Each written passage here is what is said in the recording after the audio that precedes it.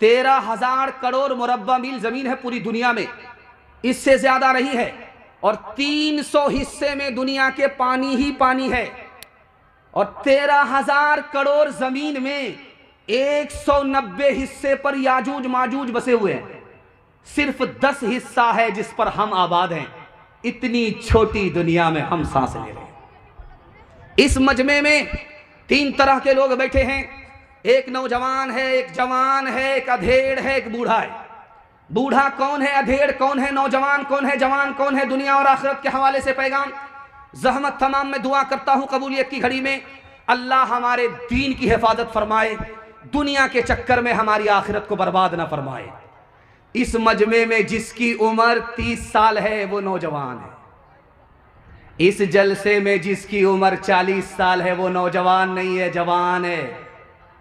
और इस पिंडाल में जिसकी उम्र 50 साल है वो नौजवान भी नहीं है, जवान भी नहीं है, अधेड़ हो गया। कन्या का मामू, दूल्हा का भी मामू, 50-50, आधा इधर आधा उधर, आधा जवान आधा बूढ़ा। और जैसे ही 50 पे 5 का इजाफा हुआ, 55 में पहुंचा, अब जवान भी नहीं, जवान भी नहीं, अधेड़ भी नहीं, बूढ़ा हो गया। इतनी छोटी उम्र है आखिरत कमाने के लिए। जो हमने गंवा दिया वो बहुत ज्यादा थी, जो बाकी है बहुत थोड़ी है। इंशाअल्लाह हम दुनिया के चक्कर में अपनी आखिरत बर्बाद नहीं करेंगे। 2 जवान खड़े थे कब्रिस्तान में, अपने बाप की कब्र पर खड़े थे। एक जवान बोला कि देखो ये मेरे बाप की कब्र है, सीमेंटेड है, पुख्ता कब्र है, मेरा बाप मालदार था, रईस था, कब्र से पता चलता है कि मैं ऐसे वैसे का बेटा नहीं हूं, बहुत मालदार का बेटा हूं।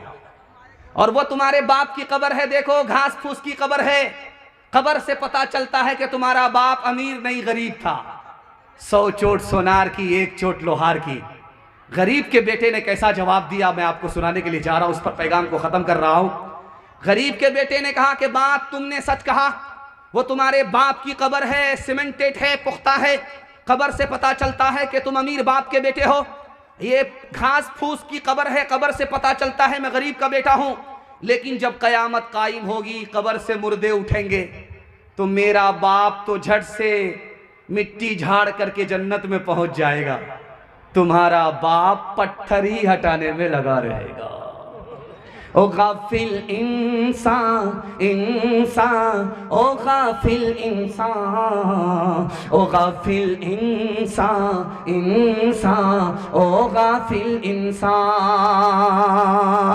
हाथों से तूने अपने कितने जनाजे, आँखों से तूने अपने, आँखों से तूने अपनी कितने जनाजे देखे, हाथों से तूने अपने दफनाए कितने मुर्दे। अंजाम से तू अपने, अंजाम से तू अपने क्यों इतना बेखबर है। ओ गाफिल इंसान इंसान, ओ गाफिल इंसान, ओ गाफिल इंसान इंसान, ओ गाफिल इंसान। मखमल पे सोने वाले मिट्टी में सो रहे हैं, शाहो गदा यहाँ पर एक साथ सो रहे हैं। दोनों हुए बराबर, दोनों हुए बराबर, ये मौत का असर है। ओ गाफिल इंसान इंसान, ओ गाफिल इंसान, ओ गाफिल इंसान इंसान, ओ गाफिल इंसान। माशाअल्लाह इतना खूबसूरत जलसा है कि जो लोग खड़े हैं, जब से खड़े हैं मोहब्बत में डूब करके इतना सुन रहे हैं कि पाँव का दर्द भी महसूस नहीं करते हैं। अल्लाह आपकी मोहब्बत को सलामत रखे। जो लोग बैठ गए हैं तो सट सट करके बैठे हुए हैं, माशाअल्लाह आपके सट करके बैठने की वजह से आपको ठंडी नहीं लग रही है, लेकिन डर इस बात का है कि आप लोग इतना सट गए हैं, भूल से किसी का हाथ किसी की जेब में गया तो बटवा साफ हो जाएगा। कस्बा टोली का एक भिखारी था, बड़ा चालाक था, भीख मांगता था, लूट करके लाता था, कूट करके खाता था। एक बस्ती में एक दिन में भीख मांगता था, आता था, जितना कमाया जितना लाया सबको बैठ करके खा जाता था, सुबह को फिर निकलता था, एक बस्ती से मांग करके लाता था। एक दिन उसने प्लान किया, ऐसा करते हैं 10 बस्ती में भीख मांगते हैं और उसके बाद लूट करके लाएंगे, बैठ करके खाएंगे। वो 10 बस्ती घूमता रहा, भीख मांगता रहा, झोला भरता रहा। जब तक झोला भरा नहीं वो मांगता रहा। एक बस्ती से निकल करके दूसरी बस्ती से निकल करके तीसरी बस्ती, मांगता रहा। जब झोला भर गया तो घर आया तो देखता क्या है कि उसकी ससुराल के 10 मेहमान बैठे हुए उसका इंतजार कर रहे। तो उसने कहा कहाँ गए थे? कहा कहीं नहीं गए थे, जहां थे वहीं थे, जहां थे वहीं हैं, कहीं कहाँ जा सके। प्लान तो बहुत कुछ किया था लेकिन सब प्लान खाक हो गया, कुछ नहीं हो सका।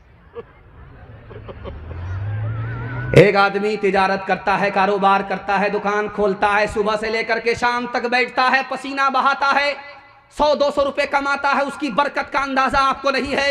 एक आदमी LIC की किस्त लेकर के, लोन लेकर के कितना परेशान रहता है कि ये दुनिया उसके लिए जहन्नम बन जाती है, आपको अंदाजा नहीं है। इस्लाम ने कारोबार को हलाल कहा, सूद को हराम कहा। जानते हैं क्यों? सूद में एक आदमी का फायदा होता है और कारोबार में 10 का फायदा होता है। इस्लाम इंसाफ का दीन है, वो 10 का भला चाहता है, 10 का नुकसान नहीं चाहता। अच्छा, सूद हराम क्यों है? जब आदमी कारोबार करता है, पैसा कमाता तो रहमत। अभी देखिए कि एक आलिम है, दीन ने मुश्किल से 100 रुपया का पेड़ा होगा, 5,500 रुपए में उन्होंने डाक ले लिया। यह जज्बा क्यों पैदा होता है? हलाल कमाने की वजह से। जब आदमी हराम कमाता है, सूद खाता है, कमाता है, तो जानते हैं कितना बेरहम हो जाता कि आंख से पानी उसका खुश्क हो जाता है, आंख में पानी नहीं होता। दुनिया में 232 मुल्क हैं, एक मुल्क का नाम है हॉलैंड। एक बूढ़ा आया अपनी बेटी के पास कि बेटी मैं तुम्हारे घर में मरना चाहता हूं, मेरा तुम्हारे सिवा कोई सहारा नहीं है। बेटी ने कहा कि अब्बा इरादा बदल दो, मेरे घर में दाखिल होने की गलती मत करना वरना लात मार करके घर से बाहर निकाल देंगे। मोहल्ले के लोग जमा हो गए, बेटी को मलामत करना शुरू किया, कह रहे तुम्हारा बाप है, बाप को बाप समझो। तो कहा कि इस बाप का किरदार तो पहले जानो कि मेरा बाप सूद खाता है, कमाता है, मुझे कर्ज की नौबत आई, मैंने अपने बाप से कर्जा मांगा, इसने मुझे सूद पर कर्जा दिया और सूद का एक एक पैसा जोड़ करके वसूल किया। इसने बेटी को बेटी नहीं समझा तो मैं बाप को बाप क्यों समझूं? जब आदमी हराम खाता कमाता है तो अपनी औलाद की निगाह से भी गिर जाता है। अभी आप साहब ने सुन रहा, हम लोग सुन रहे थे, दिल साहब शेर पढ़ रहे थे, कारी रूहुल्लाह साहब ने ऐलान किया कि एक बाइक की चाबी गुम हो गई है। मैं तो दुआ करता हूं कि वो बाइक ससुराल की ना हो, अगर ससुराल की होगी तो चाबी मिलेगी नहीं। जैसा माल था वैसे ही मसरफ में चला गया। एक चोर बस्ती में आया जलसा सुनने के लिए, सोचा कि मौके से फायदा उठा करके निकल जाते हैं, तो उसने एक बाइक को चुराया और वो निकल गया। दूसरी बस्ती में पहुंचा तो एक जवान से बोला कि ये बाइक खरीदना चाहते हो? कहाँ खरीदेंगे? कहा कितने में खरीदो? कहा कि जो पैसा मांगोगे उतने में दे देंगे, लेकिन बाइक पर चढ़ करके देखेंगे इसकी चाल कैसी है। वो बैठा तो 9-11 हो गया, ये इंतजार में बैठा है। जब घर वापिस आया तो बीवी ने कहा क्या किया? वो जो बाइक लेकर के गए थे बेचने के लिए, कितने में बेचा? कहा जितने में खरीदा था उतने ही में बेचते। ये जिंदगी आनी जानी है, ये दुनियादारे फानी है, बेकार की आना कानी है, ये तेरा है वो मेरा है। कारून गया दौलत न गई, दारा भी गया हशमत न गई। कारून गया दौलत न गई, कारून गया दौलत न गई, दारा भी गया हशमत न गई। इंसान की मगर खसलत न गई, ये तेरा है वो मेरा है। सर जोर ज़मीं और जेवर सब है बाइस कत्लो जंगो गज़ब। सर जोर ज़मीं और जेवर सब है बाइस कत्लो जंगो गज़ब। सर जोर ज़मीं और जेवर सब सर जोर ज़मीं और जेवर सब है बाइस कत्लो जंगो गज़ब। दुनिया के हर एक झगड़े का सबब ये तेरा है वो मेरा है। हाथ उठाइए, वादा कीजिए अपनी शादी अपने बेटे की शादी फ्री में करेंगे इंशाअल्लाह। हाथ उठा दीजिए। खैर माशाअल्लाह। मुझे अंदाजा हो रहा है कि जिनकी शादी हो गई है उन लोगों ने भी हाथ उठाया है। अगर वो दूसरी शादी के चक्कर में हाथ उठाए हैं, उनकी बीवी ने अगर हाथ उठाना देख लिया है, तो जब ये घर वापिस जाएंगे तो वो रातों रात ड्राम में पैक कर देंगे और ये सीधे कयामत में उठेंगे। इसलिए 12 बज जाने के बाद आपको अंदाजा रहे कि कहां हाथ उठाना है कहां हाथ नहीं उठाना है। ध्यान से सुनिएगा, जल्दी से निकल जाएगा। जब औरत को बाल बच्चा होने वाला होता है, 9 महीना पूरा होता है, तो हम लोग उसको हॉस्पिटल लेकर के आते हैं। बीवी को हॉस्पिटल में दाखिल कर दिया गया। नर्स ने उसकी तशखीस शुरू कर दी और ये सर उठा करके बैठा हुआ था, कुर्सी पर बैठा हुआ था, इंतजार में था कि बीवी को पता नहीं कौन सा बच्चा होता है। उधर से नर्स आकर के बोलती है, मुबारक हो तुम बेटी के बाप हो गए। ये जो सर उठा करके सीना तान करके बैठा हुआ था, सर झुका करके बैठ गया, मुंह गाड़ करके बैठ गया, सर झुका करके बैठ गया, मुंह लटका करके बैठ गया। ऐसा लगा कि मुकदमा हार गया। सर झुका करके बैठा हुआ था, बीवी को बाल बच्चा होने वाला, नर्स ने आकर के बताया, मुबारक हो तुम बेटे के बाप बन गए। ये सर झुका करके बैठा हुआ था, बेटे का नाम सुन करके सीना तान करके सर उठा करके आसमान की तरफ देख रहा है कि जिब्रील फरिश्ता वही लेकर के आ रहा है। बेटा का नाम सुन करके सीना चौड़ा हो जाता है, बेटी का नाम सुन करके सर झुक जाता है। जानते हैं क्यों? उसको पता है कि बेटी आई है माल जाएगा, बेटा आया है माल आएगा। मीठा मीठा हफ हफ, कड़वा कड़वा थू थू। आप हॉस्पिटल में जाइए, दीवार पर लिखा रहेगा बेटी बचाओ बेटी पढ़ाओ। आप ब्लॉक जाइए, वहां लिखा रहता है बेटी बचाओ बेटी पढ़ाओ। आप ट्रक के पीछे तख्ते के ऊपर देखिए, बेटी बचाओ बेटी पढ़ाओ। एक ही जुमला हर जगह आपको देखने को मिलेगा, कहीं ये लिखा हुआ नहीं मिलेगा कि बेटा बचाओ बेटा पढ़ाओ। जानते हैं ऐसा क्यों लिखा हुआ है? इसकी सच्चाई बता रहा हूं। इस हिंदुस्तान में एक साल में 10 लाख लड़की को मार दिया जाता है। मारने वाले घर के लोग हैं और घर में आम लोग नहीं, माँ बाप हैं। मारते कैसे हैं आपको सुनकर के हैरत होगी। अल्ट्रासाउंड मशीन ने बता दिया कि पेट में बेटी नहीं बेटा है, आने दो बरकत आ रही है। 1 दर्जन आ गए, बरकत आ रही है। और अल्ट्रासाउंड मशीन ने जैसे ही बताया कि पेट में बेटा नहीं है बेटी है, तो जल्ले तू जलाल तू, इस बला को टाल, उसको गिरा दिया जाता है। गिराने के नतीजे में 1 साल में 10 लाख लड़की को मार दिया जाता है। इसलिए हर जगह लिखा रहता है बेटी बचाओ बेटी पढ़ाओ।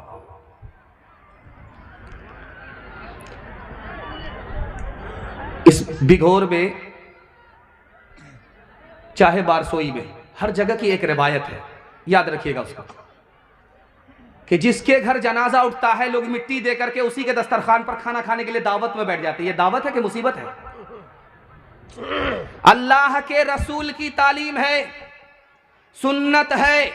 जब किसी के बाप का जनाजा उठे, किसी की मां का जनाजा उठे, अपने घर में खाना पकाओ, खाना पका करके ले जाओ, उन मुसीबत के मारों को 3 दिन खिलाओ। 3 दिनों तक सोग है, मुसीबत है, मुसीबत का पहाड़ टूटा है, कयामत टूटी है। उन भूखों को, मुसीबत के मारों को तू अपने घर से खाना पका करके खिलाओ। लेकिन गंगा उल्टी बह रही है। बीमार था तो देखने के लिए नहीं आए, और मर गया तो मिट्टी दे करके उसकी कीमत वसूलने के लिए दस्तरखान पर बैठ गए। बुलंदशहर में माइक लेकर के मरहूम का बेटा खड़ा हुआ, कि बिस्मिल्लाह करने से पहले, मेरे दस्तरखान पर खाना खाने से पहले मेरी फरियाद सुन लो, मेरा ऐलान सुन लो। उस लड़के ने कहा कि मेरे ऊपर तो मुसीबत है, मैं मरहूम का बेटा हूं, मुसीबत का पहाड़ टूटा है, मुझे खाया भी नहीं जाता, पिया भी नहीं जाता, और आप लोग रिश्तेदार हैं, मिट्टी दे करके उसकी कीमत वसूल करने के लिए आस्तीन चढ़ा करके बैठ गए हैं। दुनिया में आपसे बढ़कर बेशरम लोग हमने किसी को नहीं देखा।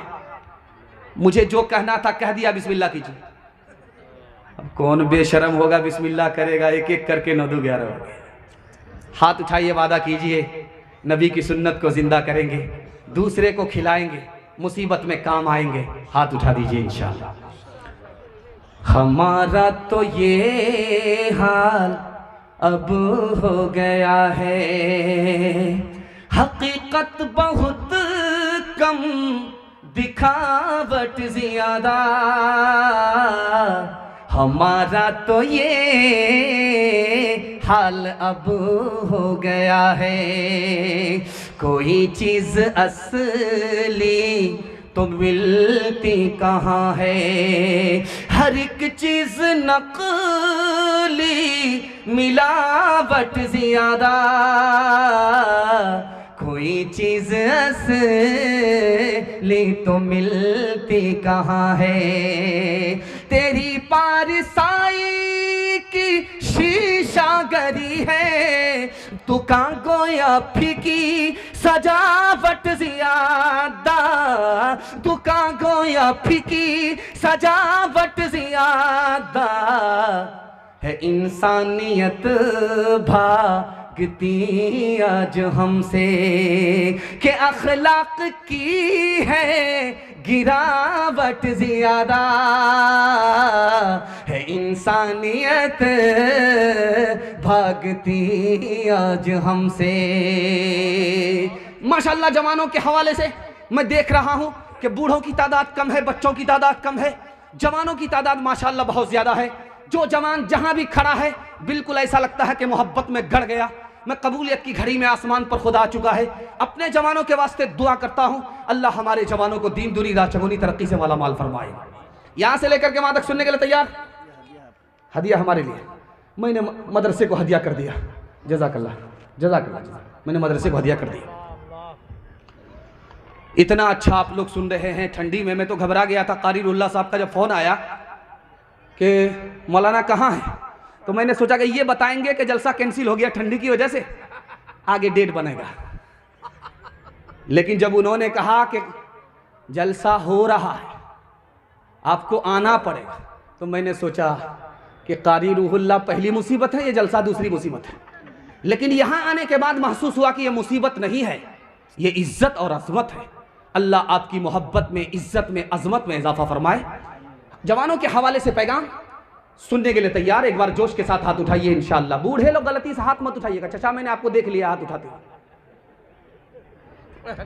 आप सीधा जन्नत में जाकर के जवान होंगे, हूर से आपका जरूर निकाह होगा, लेकिन यहां दोबारा कोई चांस नहीं है।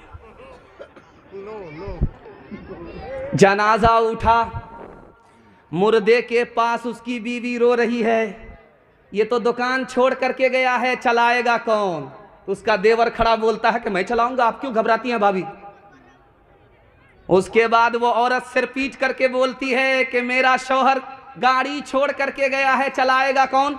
फिर वो देवर लालची आकर के बोलता है मैं चलाऊंगा। भाभी आप परेशान क्यों? उसने कहा कीमती कीमती कपड़ा मेरा शौहर छोड़ करके गया है, पहनेगा कौन? फिर वो ये लालची आकर के बोलता है कि मैं पहनूंगा।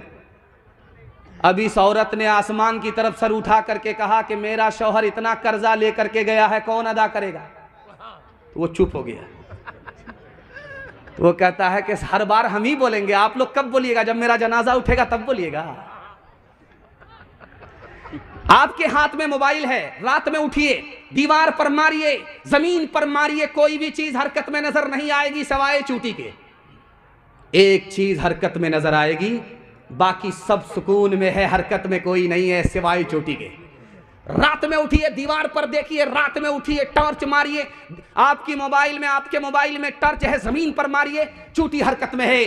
सुलेमान अलैहिस्सलाम ने जवानों से कहा कि जवान जानते हो ये चूटी रात में हरकत में है, सुबह में हरकत में है, हर वक्त हरकत में है, ये सोती नहीं है, जागती है। जाग करके क्या करती है पता है, इसको पता है कि सर्दी के बदले में अभी कमाना पड़ेगा, गर्मी में कमाना पड़ेगा, बारिश के बदले गर्मी में कमाना पड़ेगा। रात दिन एक करके चूटी मेहनत से रोजी कमाती है, सर्दी में और बारिश में उसकी जान भी बच जाती है, उसका खानदान भी बच जाता है। जवानों से सुलेमान अलैहिस्सलाम ने कहा, जवान चूटी से नसीहत पकड़ो, महंगाई आसमान को छू रही है, मेहनत करो, हलाल कमाओ, पसीना बहाओ, थक जाओगे आराम करते करते लेकिन गरीब हो जाओगे, मेहनत करते करते अगर थकोगे तो मालदार हो जाओगे, खानदान भी बचेगा, ईमान भी बचेगा। अभी आपने देखा होगा कि नया साल आया था, नया साल में हमारा जवान गांव से बाहर चला गया, लकड़ी लेकर के, दाना और मुर्गा मछली लेकर के गया और बाहर जाकर के पका करके खा लिया, चखना लिया, दारू पिया, बिस्मिल्लाह खराब करके बैठ गया और कहता है नया साल मुबारक हो, नया साल मुबारक। 4 जवान गए बस्ती से बाहर नया साल मनाने के लिए, मुर्गा मसाला सब लेकर के गए पकाने के लिए, तो 3 जवान लग गया। तो एक जवान से कहा कि लकड़ी काट करके लाओ, तो वो कहता मेरे पाँव में दर्द है। उससे कहा मसाला पीसो, तो कहा हाथ में दर्द है। जब सालन पकने लगा तो कहा जरा चख करके देखो कि कच्चा है या पक्का है, तो कहता सर्दी है। और जब खाना तैयार हो गया तो उससे कहा कि आओ खा लो, तो कहता है बार बार इनकार करते हुए शर्म आती, जब कहते हो तो खा ही लेता। कभी ऐ नौजवान मुस्लिम तदब्बुर भी किया तूने, वो क्या गर्दों था जिसका तो एक टूटा हुआ तारा, तुम्हें उस कौम ने पाला है, आओ शे मोहब्बत में कुचल डाला था जिसने पाँव से ताजे सरे दारा, गंवा दी हमने जो असलाफ से मीरास पाई थी, सुरैया से ज़मीं पे आसमाने हमको दे मारा। सबक पढ़ फिर सदाकत का, अदालत का, शुजाअत का, सबक पढ़ फिर सदाकत का, अदालत का, शुजाअत का, लिया जाएगा तुझसे काम दुनिया की इमामत का, लिया जाएगा तुझसे काम दुनिया की इमामत का। माशाअल्लाह, दिल साहब आ रहे थे, मस्जिद में बैठे, मदरसे में बैठे, तो लोग कह रहे कि दिल साहब आपका इंतज़ार हो रहा है। तो मैंने कहा दिल साहब आपका इंतज़ार है, चाकू तेज कर दिया गया है आपको ज़बह करने के लिए, कितनी बार आपको कुर्बान होना पड़ेगा। आप लोग इतना खुलूस से, इतने जज्बे के साथ सुनते हैं कि दिल साहब जो मदरसे में बीमार नज़र आ रहे थे, मुसाफिर नज़र आ रहे थे, यहाँ बिल्कुल तंदुरुस्त, तवाना और जवान नज़र आने लगे। यह आपकी खुलूस और मोहब्बत का जज्बा था। अल्लाह इस जज्बे को सलामत रखे। जवानों के हवाले से आखिरी पैगाम, यहाँ से लेकर के वहाँ तक हमारे जवान सुनने के लिए तैयार। आखिरी पैगाम, हाथ उठा दीजिए इंशाअल्लाह। जवानी में दारू पकड़ा है, बुढ़ापे में छोड़ देंगे, हाथ उठा दीजिए इंशाअल्लाह। माशाअल्लाह।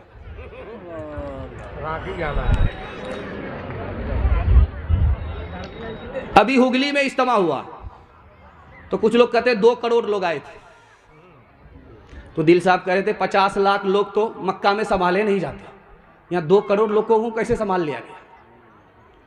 2 करोड़ लोग हुगली इज्तिमा में आए।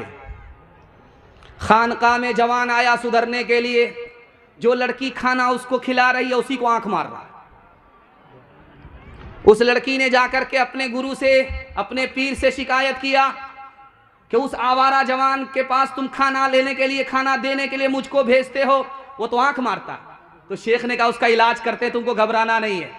दस्त की गोली उस लड़की को शेख ने खिला दिया।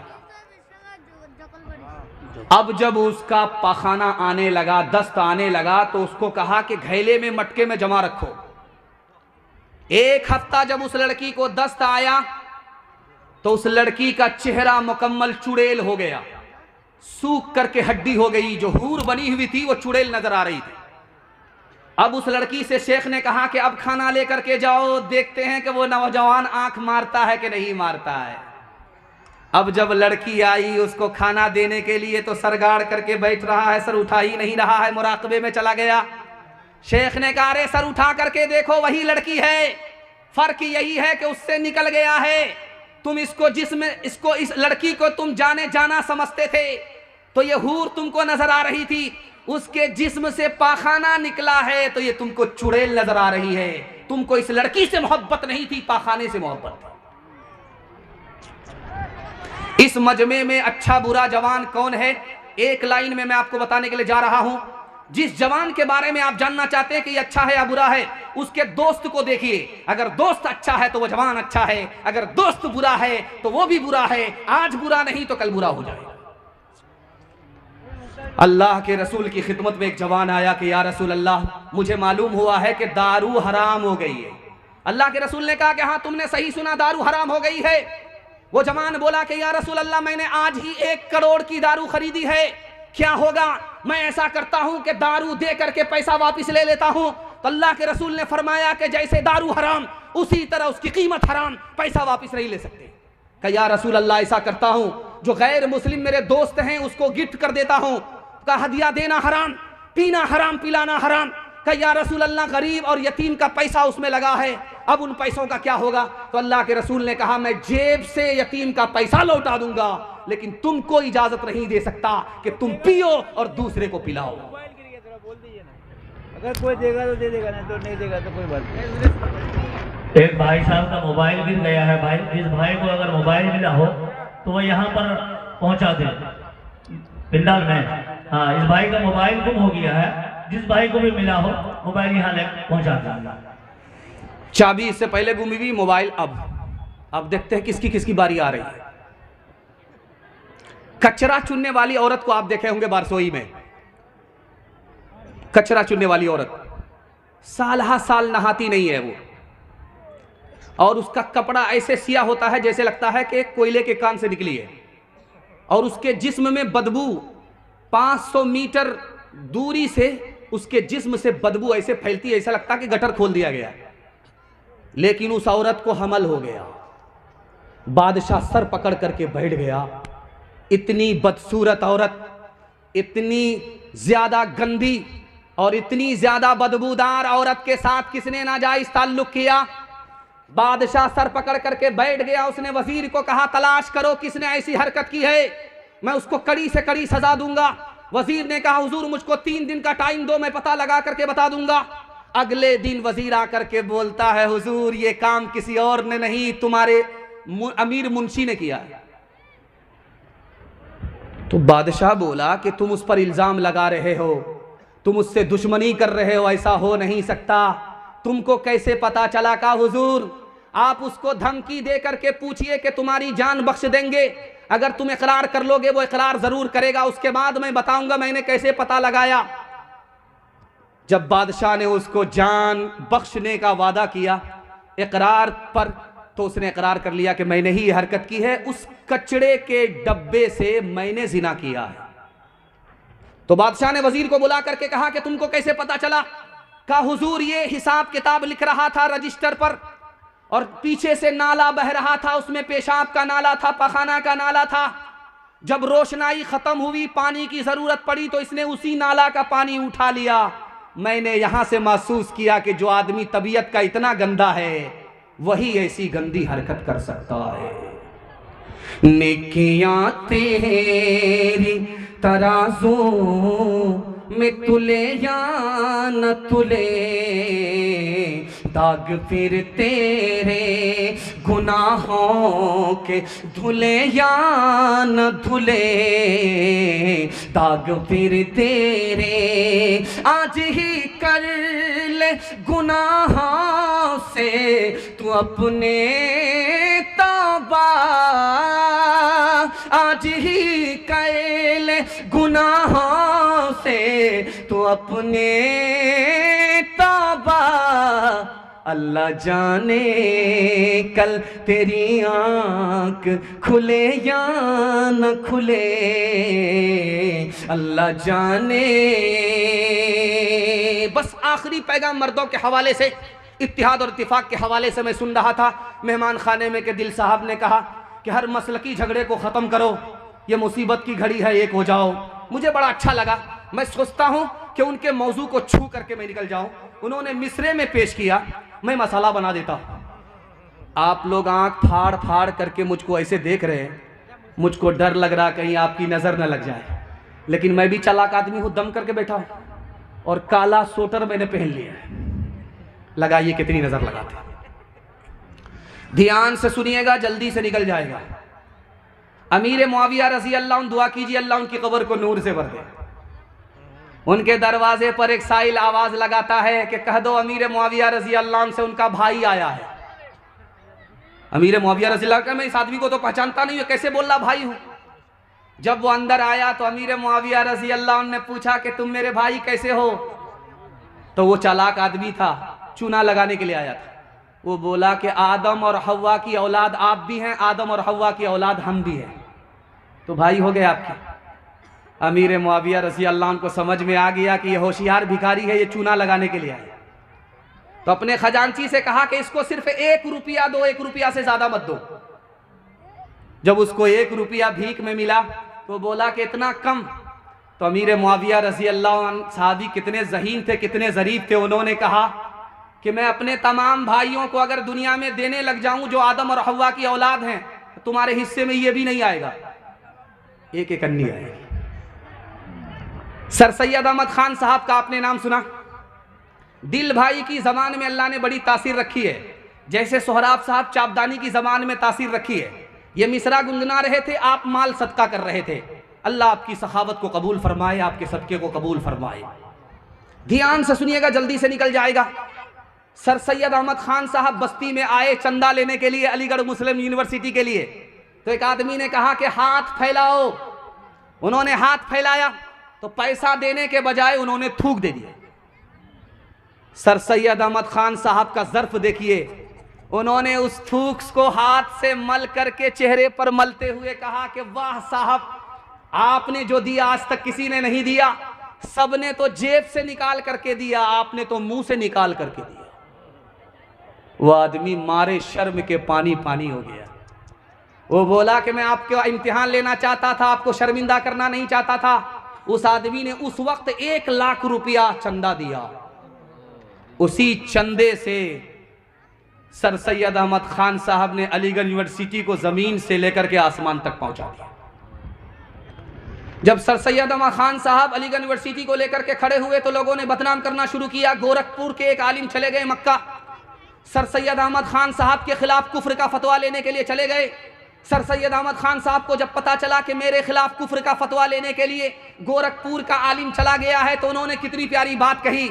कहा कि वाह रे सर सैयद, तेरा कुफ्र कितना बड़ा कुफ्र है कि तेरे कुफ्र के सदके में फला मौलवी को अल्लाह ने हाजी बना दिया। हज अकबर नसीब हुआ। आला हजरत का जिस वक्त इंतकाल हुआ, हजरत थानवी जिंदा थे। तो हजरत थानवी को जब खबर हुई कि आला हजरत का इंतकाल हो गया है, तो हजरत थानवी ने कहा कि दुआ करो कि मौलाना की अल्लाह बाल बाल मगफिरत फरमाए। तो एक आदमी बोला कि इस आलिम ने, आला हजरत ने आपको जिंदगी भर काफिर बनाया, आप उनके लिए दुआ क्यों करते हैं। तो हजरत थानवी ने कैसा अखलाक पेश किया। उनकी नजर में मैं गुस्ताखे रसूल था, इसलिए वो मुझको काफिर कहते थे। अगर उनकी नजर में मैं गुस्ताखे रसूल नहीं होता तो मुझे वो कभी काफिर नहीं कहते। सुभान अल्लाह। 2 आदमी दस्तरखान बिछा करके खाना खा रहे थे। एक आदमी के पास 5 रोटी थी। जरा ध्यान से सुनिएगा, आखिरी नमूना आपकी खिदमत में रखता हूं। अल्लाह आपके इल्म में इजाफा फरमाए, मेरे मुताला को ताज़ा फरमाए। 5 रोटी एक आदमी के पास, एक आदमी के पास 3 रोटी। दोनों दस्तरखान बिछा करके खाना खा रहे थे। सामने से मुसाफिर गुजर रहा था, वो इनके दस्तरखान को देख रहा था। इन लोगों को महसूस हुआ कि वो भी भूखा है, वो खाना चाहता है। उनको बुला लिया। तीनों मिल करके जब खाना खा लिया तो वो राही मुसाफिर जब जाने लगा तो 8 रुपया इन दोनों को इनाम दिया कि बांट लेना। अब देखिए झगड़ा किस पर होता है। ये 5 रोटी वाला 5 रुपए रख लिया, 3 रोटी वाले को 3 रुपया दे रहा है, वो मानने के लिए तैयार नहीं। 50-50 करके बांटो। उस आदमी ने देते वक्त में ये कहा है कि इसको 3 देना, उसको तुम 5 रख लेना। उसने कुछ नहीं कहा है, बराबर बराबर बांटना पड़ेगा। ये मामला चला गया हजरत अली रजी अल्लाह ताला अन्हु की अदालत में चला गया। हजरत अली ने कहा कि ये तुम्हारा साथी जो तुमको 3 दे रहा है ले लो, वरना मैं इंसाफ करने पर आऊंगा तो तुमको 3 भी नहीं मिलेगा। वो आदमी खफा हुआ, कहा ठीक आप इंसाफ करके दिखाइए, जो आपका इंसाफ कहेगा वही मैं लूंगा, मैं आपके इंसाफ को समझना चाहता हूं।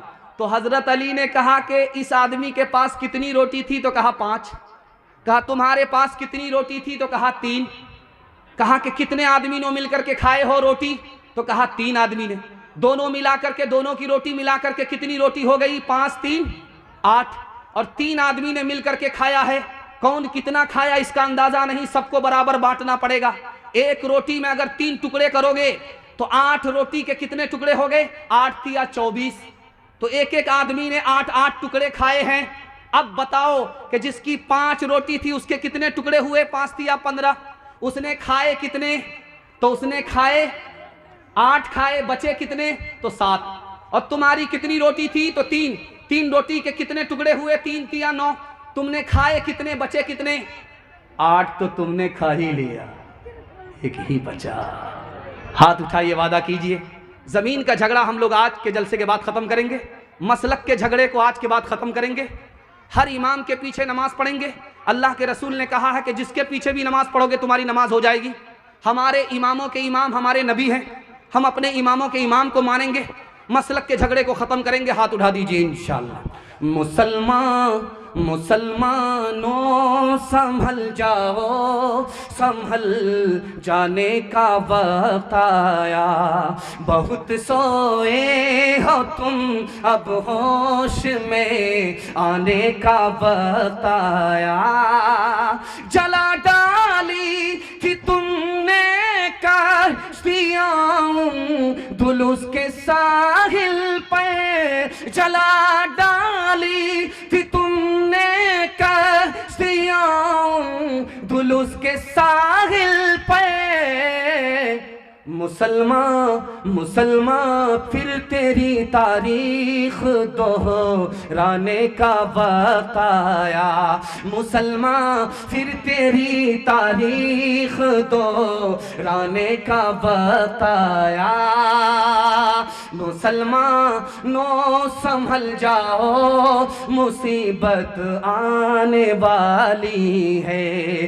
तेरी बर्बादियों के मशवरे हैं आसमानों में। न समझोगे तो मिट जाओगे हिंदुस्तां वालों, न समझोगे तो मिट जाओगे हिंदुस्तां वालों। तुम्हारी दास्तां तक भी न होगी दास्तानों में। तुम्हारी दास्तां तक भी न होगी दास्तानों में। मुझे यकीन नहीं था कि इतना अच्छा मैं आपको सुना दूंगा। मैंने ज़्यादा अच्छा नहीं सुना है जितना अच्छा आपने सुन करके दिखाया है। अल्लाह हमारे सुनाने को, आपके सुनने को बेहद कबूल फरमाए। औरतों के हवाले से सिर्फ 2 पैगाम यहाँ से लेकर के वहाँ तक सुनने के लिए तैयार। बहन से ज़्यादा साली पर मेहरबान, हाथ उठा दीजिए इंशाअल्लाह। आप सोच रहे थे कि पहला सवाल सही होता है, दूसरा सवाल गलत होता है। इस बार मैंने अंदाज बदल दिया। सिनेमा हॉल में जब लोग फिल्म देखते थे, अब तो सारी फिल्म आ गई है मोबाइल में। पहले सिनेमा घर में लोग फिल्म देखते थे, औरत और मर्द दोनों जा कर के फिल्म देखते थे। तो एक औरत ने 3 सीट बुक कराई, 3 टिकट लिया। एक औरत होकर के 3 टिकट लिया, 3 सीट बुक कराई। जब वो सिनेमा घर में बैठ गई तो अपनी सीट पर बैठ गई, इधर वाली सीट खाली है, उधर वाली सीट खाली। तो एक मनचला जवान आया कि औरत के पास टाइम ज्यादा पास होगा। वो आकर के बोला, मैडम ये सीट खाली है, मैं बैठ सकता हूं, ये सीट खाली है, मैं बैठ सकता हूं। तो औरत बोली कि इसमें क्या परेशानी है, बैठ जाओ। अब वो जवान जब बैठ गया तो औरत से पूछने लगा कि ये बगल वाली सीट आपकी है? तो कहा कि हाँ। आपने बुक कराई? कहा कि हाँ। ये खाली क्यों है? ये सीट आपकी थी? कहा कि हाँ। आपने बुक कराई? ये खाली क्यों है? कहा मैंने अपने यार के लिए सीट बुक कराई। कहा वो यार कहाँ गए? तो मेरे शौहर के जनाजे में गए। आप बोलेंगे कि ये प्रोपगंडा है, मिसाल है, लतीफ़ा है। लतीफ़ा नहीं है, ये दुनिया में हो रहा है। कयामत आने वाली नहीं है, कयामत आ चुकी है। ध्यान से रखिएगा, आज से 40 साल 50 साल पहले ये नोट आप देख रहे हैं, ये बैंक से निकल करके आ रहा है, एटीएम से निकल करके आ रहा है। लेकिन 40 साल 50 साल पहले ये बैंक से नहीं आता था, एटीएम से नहीं निकल करके आता था, घर में रहता था, घर में उसकी हिफाजत की जाती थी, चौकीदार रखा जाता था, ताले लगाए जाते थे। लेकिन 40 साल 50 साल के बाद रिवायत बदल गई, घर की दौलत घर से निकल करके बैंक पहुंच गई। आप जो देख रहे हैं, इधर जलसे का पिंडाल है, उधर मेला है। मेले में देखिए मर्द कम है, औरत ज्यादा है। औरत मेले में नजर नहीं आती थी आज से 40 साल 50 साल पहले, घर के अंदर होती थी। उसकी जरूरत पूरी करने के लिए उसके घर का मर्द घर से निकलता था, बाजार से उसकी जरूरत का सामान खरीद करके उसको ला करके देता था। औरत घर में रहती थी। 40 साल के बाद घर से औरत निकली, बाजार गई, आबरू अलग गई, ईमान अलग गया। 3-3 लाख मुसलमान लड़की गैर के घर भाग गई, ईमान अलग गया, आबरू अलग गई। औरत कम गुनहगार है, घर के मर्द ज्यादा गुनहगार। आप चले जाइए मस्जिद में, तो मस्जिद में एक ताबूत नजर आएगा। पहले लकड़ी का ताबूत होता था, बहुत भारी होता था, अब लोगों ने उसको हटाया। अब स्टील का ताबूत आता है, तो वो भी भारी है, 4 आदमी को लेकर के उठाना पड़ता है। और जब मुर्दे को दफन कर दिया जाता है तो वहां से 4 आदमी उसको कंधे में उठा करके लाते हैं। मैं आपको इससे निजात भी दिला रहा हूं, रबड़ वाला ताबूत मंगाइए दिल्ली से, स्टील के अंदर रबड़ होगा। जब आपका मुर्दा दफन कर दिया जाएगा तो उसको लपेट दिया जाता है, एक ही आदमी वहां से उठा करके ले आएगा। इतना बेहतरीन ताबूत है कि आपका 10 से 20 हजार रुपये खर्च होगा। आप यहां से दिल्ली बुक कराइए, दिल्ली से वो ताबूत आएगा, 4 आदमी उठा करके आप ले जाएंगे। वहां से 4 आदमी उठा करके उस ताबूत को लाएगा नहीं, एक ही आदमी मोड़ मार करके उसको ले आएगा। तो आप देखेंगे कि जनाजे का ताबूत जनाजे का रखा रहता है मस्जिद में।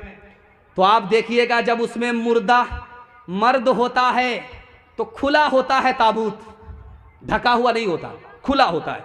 उसको लोग उठाते हैं, लेकर के जाते हैं, और देखने वाले को अंदाजा हो जाता है कि ये मुर्दा मोटा है कि पतला है, नाटा है कि लंबा है, अंदाजा हो जाता है, क्योंकि वो खुला होता है। लेकिन जब औरत का जनाजा उठता है ताबूत में तो वो ढका हुआ होता है। जैसे बैलगाड़ी पर डोली होती थी, उसी तरह वो ताबूत पर डोली होती है, छतरी होती है। ये किसकी सुन्नत है? इसको दिखाने के लिए जा रहा हूं, फातिमा रज़ी अल्लाह अन्हा की सुन्नत है। उन्होंने कहा कि मेरा ताबूत खुला हुआ उठाया ना जाए, बल्कि ढक करके उठाया जाए। आज तक मुझे जीते जी किसी मर्द ने नहीं देखा कि मैं लंबी हूं कि नाटी हूं। आज तक किसी अजनबी मर्द ने मुझे नहीं देखा कि मैं दुबली हूं कि पतली हूं। मैं चाहती हूं कि मेरा ताबूत भी ढका हुआ हो, ताकि मरने के बाद भी किसी को अंदाजा ना हो कि यह औरत दुबली थी कि पतली थी, लंबी थी या नाटी थी। अल्लाह को यह अदा ऐसी पसंद आई कि एक रिवायत में है कि जब जन्नत में फातिमा जाएगी, सवारी पर सवार होगी, जाने का ऐलान होगा, तो अल्लाह की तरफ से ऐलान होगा कि लोगों अपनी नजर झुका लो, फातिमा की सवारी जा रही है। सुभान अल्लाह। शादी के 3 ही महीने में औरत को बच्चा हुआ, तो मर्द घबरा करके कहता है कि वक्त से पहले बच्चा हो गया। 9 महीने में बच्चा होता है, 3 ही महीने में बच्चा हो गया। तो औरत कहती है जब वक्त पर शादी ही नहीं हुई तो वक्त पर बच्चा कहां से? वो हया की, वो हया की, वो हया की खूबसूरत एक परी है फातिमा, इसलिए तो इसलिए तो इसलिए तो इसलिए तो इसलिए तो शब को दफना ही गई है फातिमा। मोमिनों से हक ताला हश्र में फरमाएगा, मोमिनों से हक ताला हश्र में फरमाएगा। अपनी नजरों को झुका लो, अपनी नजरों को झुका लो, आ रही है फातिमा। कबूलियत की घड़ी में मैं अपनी माँ बहनों के वास्ते दुआ करता हूँ, अल्लाह इनके ईमान की आबरू की कदम कदम पर हिफाजत फरमाए। मेरे हिस्से का पैगाम ख़त्म हो गया, आखिरी पैगाम आपसे खुश होकर के कि ताकि उठने से पहले आपको जन्नत का टिकट ही मिल जाए। लेने के लिए तैयार हैं? यहाँ से लेकर के वहाँ तक हाथ उठाइए इंशाअल्लाह। बीवी जब मर जाएगी तबीयत से माँ बाप की खिदमत करेंगे, हाथ उठा दीजिए इंशाअल्लाह। मारिए, इससे पहले आपको डराम में पैक कर देंगे। क्या बात है, क्या बात है। बाबर बादशाह ने इस हिंदुस्तान में 2 पर हमला किया है। पहली बार जब हमला किया वो नाकाम हुआ, दूसरी बार जब हमला किया बाबर ने तो हिंदुस्तान को फतह कर लिया। और हिंदुस्तान में हुकूमत किसकी थी? इब्राहिम लोधी की थी। मुसलमान से हुकूमत को उसने छीना, मुसलमान हुकूमत करता था और बाबर ने मुसलमान पर हमला किया 2 बार। पहली बार वो नाकाम हुआ, दूसरी बार जब हमला किया तो कामयाब हो गया। जानते हैं पहले सराय चलता था, जो होटल होता था, उसमें एक बुढ़िया थी, खाना पकाती थी, होटल चलाती थी।